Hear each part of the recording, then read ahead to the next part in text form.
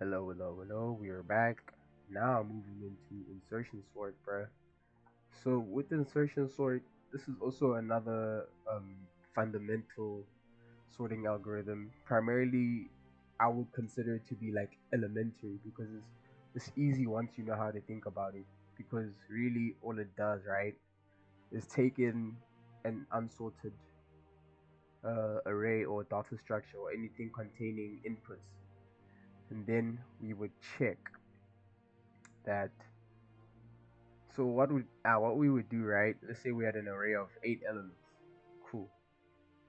That first value within the array, we will take that and make it as its like own array, and I'm using like quotations there, because because like with that, right? With that said, array that contains one value would be considered sorted because there's no values greater than it or less than it, right? So since that first element is sorted, we would then go about sorting the rest of the 7 elements in that 8 sized array, right? So we would check, okay, is the value in here in AI greater than the value in the next position? And if so, we would swap, right? Then we would do so and do and do and do and do until we can see that the value has been sorted. Then we are going to shift that value um, to the left, kind of to that value, that first value that is in the first index, which is considered to be sorted. We would shift the other sorted values to that array. So just going to look at the insertion sort code analysis. To better understand the functionality that we are talking about, let's do a procedural code analysis of how to implement this. So we would have a method signature called sort, right, which only just takes in an array. We take in an array as the only parameter. Then we set a counter value to primarily keep track of all the comparisons that are occurring during the sorting process, right? We do that, and then we're iterating through this array that we're passing into the parameters, right? You should be familiar with this. But like, let me take this from a proper YouTuber's perspective and be like, okay, I'm assuming that some of my viewers are not coming from a programming background, even though I'm making these videos for my colleagues and peers, right? So we look at int I is equal to 1. What this does, right? This is called the counter control variable. This controls the amount of time this for loop is gonna run, right? So we go int I is equal to 1. This is our condition. We need to make sure that the value of I stays less than the length of this array. So if I'm working with 5, at this current point I is less than 5, right? And then we go into the for loop body itself, increment the counter. So first pass counter is now 1, and then we create a integer variable called j and assign each of these iterations back to the value of j.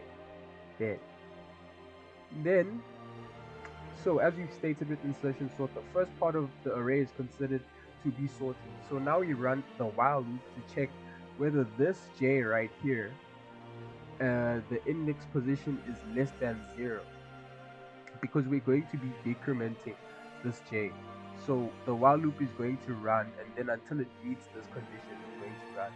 Because the more it decrements, it's going to become less. So if I run this like 5 times, j would be 5, and then it would be, so j comes into here, j is still greater than 0, so it's gonna be 4, come back, 3, 2, 1, boom, because j won't be greater than 0 at that point when we break the array or the while loop. Hey, watch me there.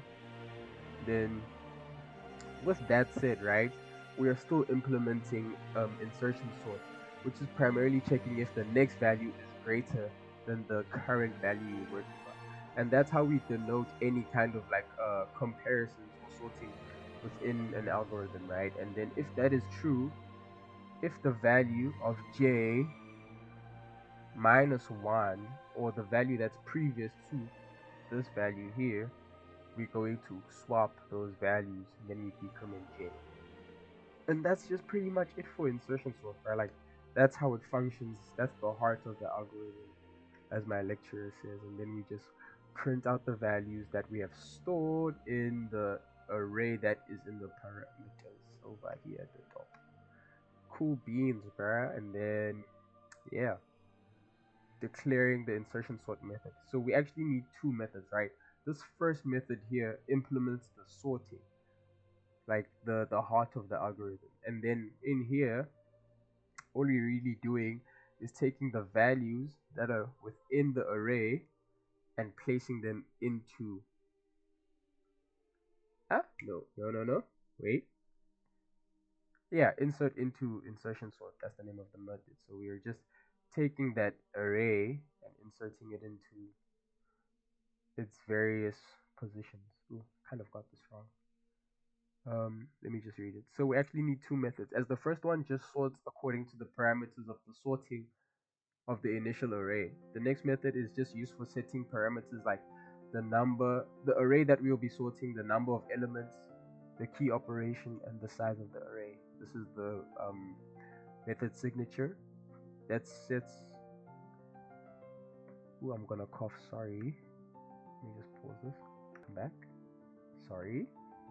And then we set a condition for the iteration. We check that the counter control is the total amount of elements in the collection minus 1. We also have a condition within the for loop that states, so we just set an integer I should be equal to the number of elements, so the total size of array. And then here's our condition here. So our condition states that I should be greater than equal to 0 or equal to 0, and array, the value in the index should be greater than the key operations. And then since we're decrementing, it's going to go like backwards, right? And then the value that is in the next position, right, we are setting that value to the value that we're pointing to now. And then we take the value in the next thingy and then place the value of key operations inside of it. Then I just say here we declare all those in the main method.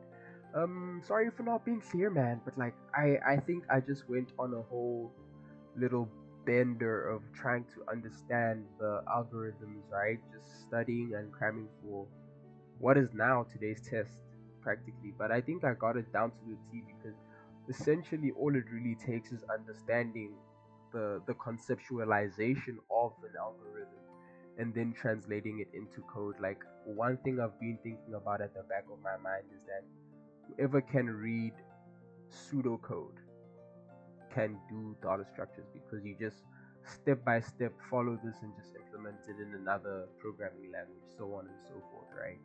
And yeah, that's pretty much it for insertion sort.